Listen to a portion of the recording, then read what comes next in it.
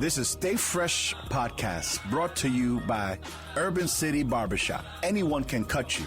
It takes a leader to grow you. We want to do more than talk. We want to trigger thoughts and dreams. Stay fresh and God bless. And now, your host, Juan Gonzalez. Yeah, man, that intro, Samaya, beautiful, beautiful. Welcome to the Stay Fresh Podcast, of course, brought to you by Urban City.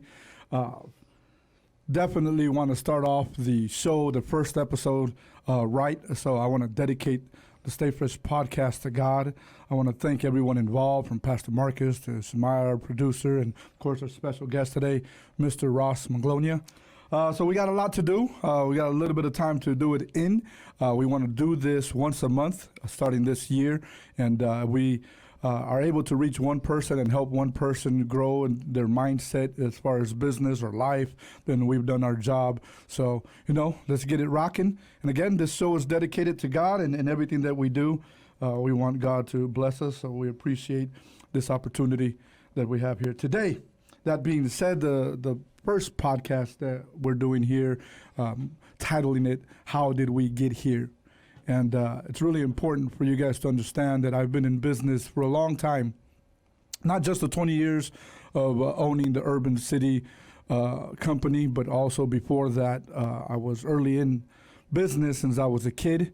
And now we're here doing this podcast talking about business. As an independent business owner, I'm going to tell you that it is very important for us to learn how to do business because it's not just us trying to make it or trying to grow or trying to build something. There's also competitors, and the biggest competitors are our corporate competitors. So, in this barbershop industry, which has exploded in the last 15 years, there's plenty of reasons why we need to do our business better. And we think that we can be a big help to anyone out there. So if you have any questions, please send us those messages on Facebook, on Instagram. You can DM us. If you want to email us, you can send us to info. Send it to info@urbancitybarbershop.com. We're here for you. And again, welcome to the first episode. And Mr. Ross Maglonia is my special guest today. Thank you for being here. What's up, guys? First episode, sir. So, how did you get here, Mr. Ross? Let me just first go ahead and introduce Ross Maglonia. A brief history. Ross Maglonia is from Guam. I met him first by searching for barbers out there on Facebook and social media. And when I saw his story, I was intrigued. The fact that he was also a follower of Christ, a Christian, and had a beautiful story behind that. Even though he's gone through some struggles, I was praying for barbers, and God led me to him, and I was trying to holler at him and get his attention, and he kept avoiding me. But nonetheless, he is now working for the Urban City Barbershop, and I'm thankful to God for that, and also thankful for Ross being part of the team. So, Mr. Ross, how did you get here? So, everything happened before I started cutting hair. So, pretty much I grew up on Guam. It's a small island, and I didn't have a lot. So, with the odds stacked against me, I had to choose at a moment. So, I was going to do law enforcement. That didn't work out. 2 months into college, I dropped out, and I was like, God, what was next? So, God provided a way that I can still be successful in a way that I can use my gift. Because I believe this is more than just, a cut. This is more than something. But from the outside looking in, it looks different.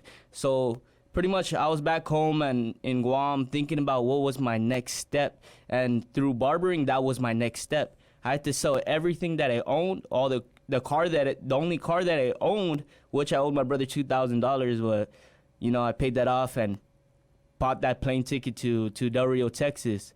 And that's where I got my license, got it set up, got it going, and it was a rough journey. I didn't have no money at all. So a lot of people think that barbering is successful. Well, in the beginning, you eat dirt, and a lot of people don't tell you that. A lot of people tell you like, oh, yeah, we got that fresh clothes, we got that J's on, we got that new chain. I seen it when I go to barber battles, and I seen those things.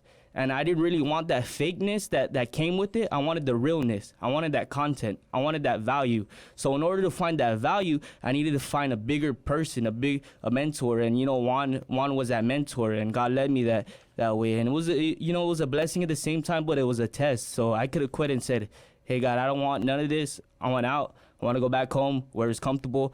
But once you move from comfort to purpose, then things will start changing. So, okay, Juan, and yeah, I've been working with Juan about 8 months, and I seen tremendous growth. I did pay up my debt.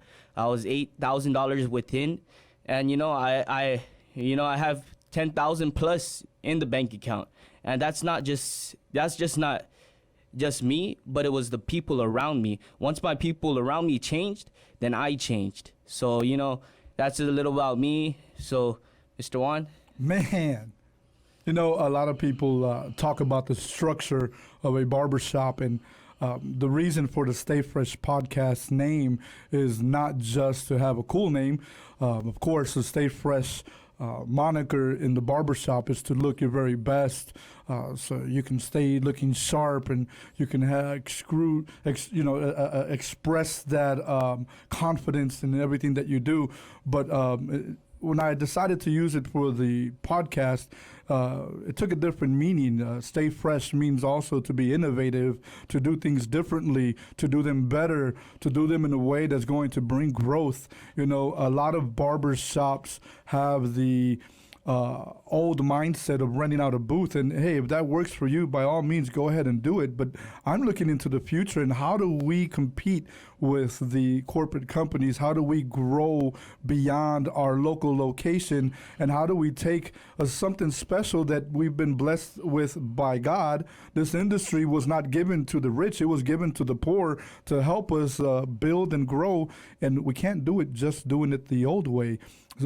Somebody once told me that I was going against the grain by the way I was organizing the business, and I just only saw the positivity and didn't look at the hard part of it. Even though it's been really hard in the beginning, we were only able to hire 2 barbers, and a lot of people really didn't believe in the system and what we were trying to build and why we were trying to build it. And honestly, it was for longevity beyond my life here on earth. It's to build something not only for my family, but for the families of all those that are involved, like Mr. Ross and a lot of the barbers that are with our team. And now we're taking the concept to Miami. In Miami, we want to invite you to what we're doing. We're going to be at the Bayside Marketplace. We want to let barbers know out there that if you're not seeing what you wanted to see in this industry, if you're not able to pay your bills or to sustain a family or to save some money or to pay off your debt, that maybe you should come check us out. It's not necessarily about how we pay or the system of our process. It's more about getting to build you up and getting you to understand that it's about building you as a man or a woman, building you as a barber, and building a career for you that's going to benefit you in the long run. We don't believe that a barber should be behind a chair his whole life, unless that's what he wants. But we also want to be able to build a company that can take care of you as you get older and give you that opportunity to grow and promote you in a way that might get you into a different position as an educator or as a franchise owner. So that being said, of course, we invite everyone out there in Miami and those that are visiting Miami and those visiting San Antonio, if you're looking for a fresh cut and some education, definitely holler at us. You can always check out our website, urbancitybarbershop.com. Which leads me to our next little segment. And, again, I'm not trying to say that our way is the best way or say that anybody else's way is the wrong way, but there are a lot of pet peeves out there. We hear them all the time, not just from our customers or our new customers, but I see them on Facebook continuously from customers and barbers alike, barbershop owners, and reviews on Google and Yelp. They're all over the place. And I want to invite you, if you guys have any pet peeves of your local barbershop, what they're doing wrong, what they do that doesn't make you happy or upsets you or just doesn't have you feeling comfortable about your visit, go ahead and share them on Facebook. I would love to answer some of those questions. Definitely, Mr. Ross, before you were a barber, I'm sure you visited some barber shops out there in Guam or in Del Rio to go get a haircut. What were some of the pet peeves that you saw or some of the things that you didn't like about the industry that you think that they can do better? So pretty much what I seen in barbershops, working in barbershops roughly around like 5 years, and I seen what was in the establishment. There was no lack of discipline, no order. So what that does, if you sleep with your employee or your whatever, there's gonna have tension. Or if you're doing something outside, it comes inside. Everything is going into chaos. I seen that, and I seen that establishment when there's no leader, so everybody's a leader within that circumstances. So you don't tell me what to do, kind of thing. So if you come at 9. Oh, let me come at 9:15. Let me come at 9:30. So what that does, it transpires into coming even later and later. And when they don't have priorities, what that tends to happen is they get pushed away to the side and they start complaining. And once you're not accountable with what the actions you're doing, then you're a slave to who you are and who you think you are. So when you say you want to be successful, does the actions match up with being successful when there's no order? Because a lot of people can say something, but it's even harder to do it. So, there's a lot of things within the barbershops. Firing your clients, a lot of people say, but how about fire yourself? Looking at the mirror and seeing what you need to work on. That's the true factor of that definitely my pet peeve. A lot of the current barbershops lack discipline and order and structure, so people Correct. come and go as they please. One of the pet peeves that I had early on when I was looking for a barbershop was just the lack of cleanliness, and it was so dirty. I would walk in, and I guarantee you that this phrase has been said a lot. Barbers say, putting hair on the ground, what I'm saying, or putting hair on the floor. Like, in other words, like it's a phrase that they use to kind of say that we're cutting a lot of hair. But the bad thing is, as a customer, when I would walk into a barbershop, to see all that hair, not just from the client prior to the person that he was cutting before I sat in the chair, but the clients before him, 1, 2, 3, 4, 5, 6, 7, 8, 9, 10 clients in a row with the hair not only on the floor now and looking like a carpet of hair, but hair on the chairs and hair on the clippers and blades not being changed out. And I know that a lot of barbershops have completely transformed from that and are at another level. And I haven't really visited another barbershop or gotten a haircut anywhere else besides, where I go now. But I did have an opportunity to go to one in Miami a couple of months ago. And though it was a beautiful shop, the one thing that I noticed was there was no customer service in the beginning. When I walked in, I had to introduce myself before someone introduced themselves to me, and there was lack of education in how to groom myself. And to you guys out there, I say this, barbershop owners and barbers alike, for those that are their own boss, as they say, or rent their own chairs, you have to study the business and understand that it's more than just about cutting hair. You have to get to a point where you look at the business that you're doing and you think of more than yourself. You say the term about firing a customer. You can't fire a customer. And honestly, you can't be your own boss. If we were all our own boss, then all of us would be perfect and we would do everything that we're supposed to do. We'd go to the gym when we're supposed to go to the gym. We get to work on time. We're supposed to get to work on time. We would make sure that we would do things according to the way the boss wanted it and not just, hey, I'm going to come and go as I please. So I suggest that you put yourself in a place that helps you build not just a mission for yourself or for your company, but to build guidelines the do's and the don'ts about what you want to be in this profession, so that way you don't make those same mistakes that a lot of barbers and barbershop owners are making. You know, if you put yourself in a position to become a professional, then professionally you will be someone that people will seek. And it's not about giving yourself the title of, you know, this is what I'm worth, but instead giving value to the customer that sits in your chair. You know, a greeting of how you doing, sir, welcome to my barber shop goes a long way. Sitting them down and giving them a consultation that's going to explain what you're going to do will put the customer at ease.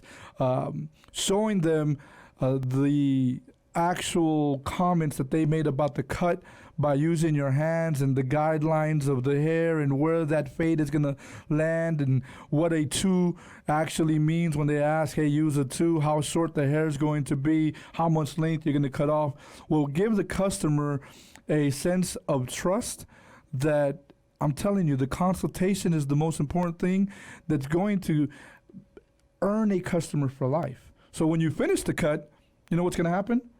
He's going to look at your cut or your work with more favorable eyes. So it's really important to understand, just because you have a license, for those that have a license doesn't give you professionalism. It doesn't grant you professionalism. It doesn't make you a professional. A professional is someone that works on his craft, on his business, on his skill, on his reputation, on every aspect of his business, so that way things can be more favorable for him in the long run. You know what I mean? So again, if you have any questions, please send them to info@urbancitybarbershop.com. You can DM me on Instagram page, Urban City Barber Company, or the Facebook Urban City Barbershop. Either way, I'm here to answer any questions, to help you in any way. If there's something that you're practicing that's not working out for you, let me know. I'll be more than happy to share my experiences with you and tell you what I've gone through. We've been through plenty of hiccups and made many adjustments to build our business to where it's at now. And again, I will remind you that things that you need to do have to be done daily. So if you're just cutting hair behind a chair and you're not really paying attention to your business and you're not doing it after hours or before hours, then you have a lot of work to do. I work full days at the barbershop as a store manager, and then have to also work as the CEO before and after hours. And not only that, I have meetings with my COO, who's my wife, the Chief Operations Officer, who keeps me in check, you know, or otherwise I'll be all over the place. But that being said, I'd like to bring up something. We have some questions. Oh, nice. We're going to go ahead and have Ross read. Again, I just want to introduce Mr. Samaya, who is our producer here. He's the one that put that awesome intro together, and Mr. Pastor Marcus was the man behind the voice. Okay, what do we have here? Jason Hernandez says, to have a great team, what's a big factor to think of? Well, it starts with the leadership. You know, if you're going to be a barbershop owner, that doesn't make you a leader. If you're going to be a barbershop owner, doesn't automatically make you, the individual who's going to bring that professionalism that you need. So I think that before you even become a business owner, then you should study a little bit about business. The barbershop business does not segregate itself and has its own rules and laws on how to run a business. Business as a whole, you can learn from greats like Chick-fil-A and, you know, Mr. James Penny, the founder of JCPenney, or Sam Walton. Of course, a lot of people don't favor Walmart nowadays, but Mr. Sam Walton, when he first started, you know, he was definitely someone who built a company, who took care of his people. You know what I mean? Study the history of successful businesses, right off the bat, and use some of those strategies that were successful for them in your own business. And if they don't work for you, then use different ones. There's so many different people that you can address, and always look up. Don't look down. Don't go and ask the guy who's doing the same thing that you're doing for advice. You know, you don't ask a guy who's overweight how to get in shape unless you're talking about getting round. You know what I mean? I'm serious. You don't ask me how to get in shape. I don't care about that. I do watch what I eat, though. There you go. But it really starts with the leader. Let me see. We got some other questions here. Ray Infante says it's the culture that we offer. Mr. Ray, shout out to Ray. He is our talent acquisition manager. He helps us hire those people that are playing important roles with our company. We have a new manager that we've hired for Miami. We had over 80 applicants, so I thank all the applicants from Miami for making it tough on us, challenged us to pick the right people. And the first guy I interviewed, I thought he was the guy I was going to hire. And then the second guy I interviewed, I thought he was going to be the guy I hired. And then, you know, I had to really sit down and talk to my COO, my wife, and my talent acquisition manager, Mr. Ray, to make sure we selected the right guy. And here's the funny thing, we don't even know if we selected the right guy. We'll find out in a couple months if he was, and if he wasn't, then we call someone else up. But he's a young, enthusiastic future entrepreneur who I completely am thankful to have on the team. Mr. Kendrick Tellez will be the store manager for Miami. So when you walk into our Miami location, you can say what's up to Mr. Kendrick. I want to give a shout out to my assistant manager here at the Urban City Barbershop in San Antonio, Juan Gonzalez Jr. He's my son, but he's also an inspiring factor in my life, puts me on some game from time to time. Any other questions? Let me see here. If you have any other questions, please go ahead and send them our way. That being said, Mr. Ross, I would like to go to our next segment. Grooming tips. Of course, we're not here to tell you what to do or tell you how to do it, but we are definitely here to enhance what you're doing. If you have any questions, shoot them our way to our to our email, info@urbancitybarbershop.com, or DM us or message us. But do you have any grooming tips, something that a gentleman can do before he leaves the house that can help his hair game out a little bit so he can look a little bit fresher? So for a lot of people, you know, when I style their hair and I get it going and they look at it and they're like, man, this is like one of the best haircuts I ever got. And I tell them there's two ways. It's called the forming, then holding. So the forming is basically is going to be a blow dryer and a round brush. A lot of men especially, they're like, oh man, a blow dryer is meant for a female. Yeah, they ain't having it. Yeah, they're not having it. And you know, that's the crazy thing about it. But once they use it, like, man, you just hit up 2 points. So if you're like a 2, you become a 4. You know what I mean? So, like, you add that round brush, you add 5 more points. So you're 7. So even though you have a wife, you can look good for her still, you know? You put a smile on her face. There you go. Put a smile on her face. Then after that, it's going to be the holding, the product. So the product is basically going to hold the style that you already set in place by the blow dryer and the round brush. So that's going to be pretty much depending on what you want. It's either going to be matte. Matte's going to give it more of a natural look, more of a modern look. Or if you want to do the classic look, you're going to go with a pomade. Whether it's a water-based or oil-based, I always stick to water-based because, just because it washes out easier and it doesn't clog up the pores. It's much easier to use, too, as well. But they both work 2 different ways, even though they're the same thing, pomade. But you know, I really like that Uppercut Deluxe. It's real good. It's real smooth in the hair, and it lasts 24 hours. And yeah, that's a couple of grooming tips that, you know, coming from a professional barber. That way you can stay fresh and look good all day, you know what I mean? Thank you for that grooming tip. We appreciate that, you know, and if you are ever looking for any products, you can go online, or you can always visit us at Urban City here in San Antonio and soon to be Miami, and ask any of our craftsman barbers for any advice. They're willing to help you and educate you on the products that we do have. We have plenty of brands that we have chosen.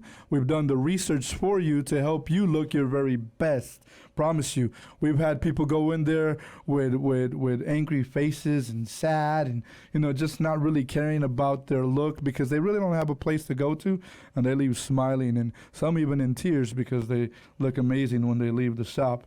It's not just because of the cut. You know, the service doesn't end with the haircut. It starts with the consultation and it ends with the style that we provide for you, and we help you find that look that you're looking for.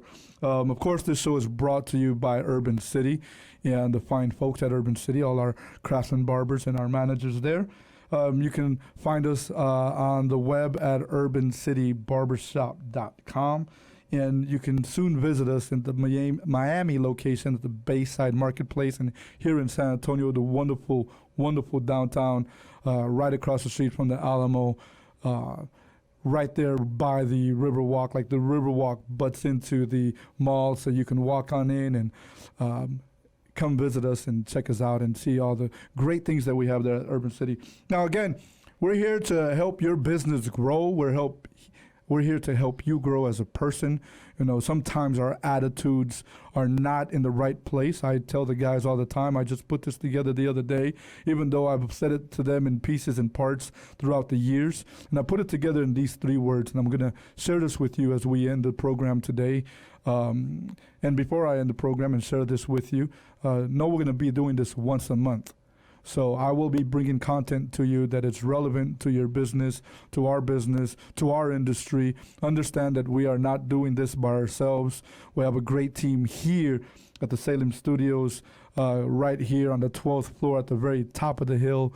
Beautiful view. Thank Mr. Pastor Marcus for bringing this idea to me, and wonderful engineering by Mr. Sumaya. He's the music bed he put together. Oh man, I'm amazed. Great team here. And of course, our CEO, God, right? But that being said, some things that I will always suggest to you, every single one of you, doesn't matter if you're a barber, doesn't matter if you work at Walmart, doesn't matter if you're a barbershop owner, doesn't matter if you're going to school, doesn't matter if you're a senior in high school, a senior in college, or just a senior and 65 years old, right? Doesn't give you the right to wake up with a bad attitude and express that attitude on anyone. So I always say, check your attitude in the morning. You know, if you wake up on the wrong side of the bed, get back in it and go back to the other side and wake up on the right side. So check your attitude. You know, be aware of yourself and your surroundings. And that way you'll understand that you might have to say a little prayer, you know, go in a little corner and say, God, take this funk out of me so I can be a more productive person, and hold yourself accountable. These 3 things will help you have a blessed day. Attitude, awareness, and accountability, aligned with God and prayer, puts you in a better place. So that being said, we are so thankful to be here, launching the first episode of the Stay Fresh podcast.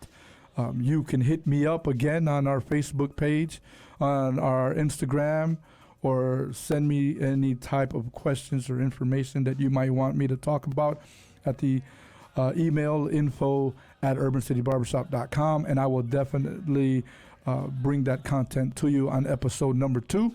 We want to do it at the beginning week of every month. Depends exactly what I'm doing, because I'll be flying back and forth from Miami to San Antonio, trying to build this business in a better way for the industry, for you, and for every single one involved. Again, Mr. Pastor Marcus and Sumaya, thank you for all the wonderful work. Mr. Ross Maglonia, thank you for being a guest. I might make him a permanent co-host because he was amazing. And we will have special guests possibly as we move forward. But thank you very much for tuning in. Everybody on Facebook Live, thank you for tuning in, all 2 of you. We appreciate that. Hey, it starts somewhere. That's what my buddy Sumaya said. There you go. So hopefully we can build it to 4 next time. And again, thank you very much. If you do want to build a podcast, if you do want to book an appointment, urbancitybarbershop.com, hit the book now button and you can book there. Other than that, stay fresh and God bless. Thank you very much for tuning in.